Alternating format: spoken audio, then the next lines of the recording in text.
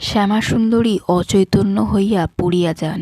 সঙ্গিনীরা সকলে তাহাকে ধরাধরি করিয়া বাড়িতে লইয়া আসেন।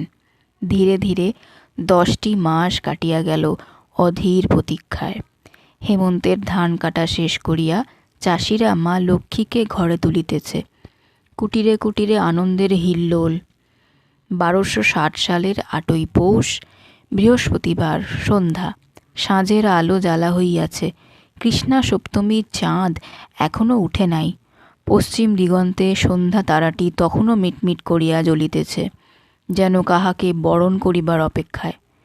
শঙ্খধ্বনির সহিত উলুধ্বনি উঠিয়া শীতের কুহেলি মাখা নিস্তব্ধ পল্লীটি মুখরিত করিয়া তুলিয়াছে।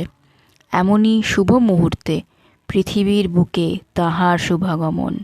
সংবাদ পাইয়া প্রতিবেশী মেয়েরা ছুটিয়া আসিল শ্যামাসুন্দরীর সদ্যজাতা কন্যা দেখিতে।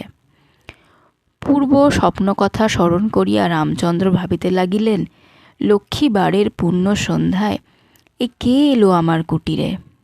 মেয়ের নাম রাখা হলো সারদামণি।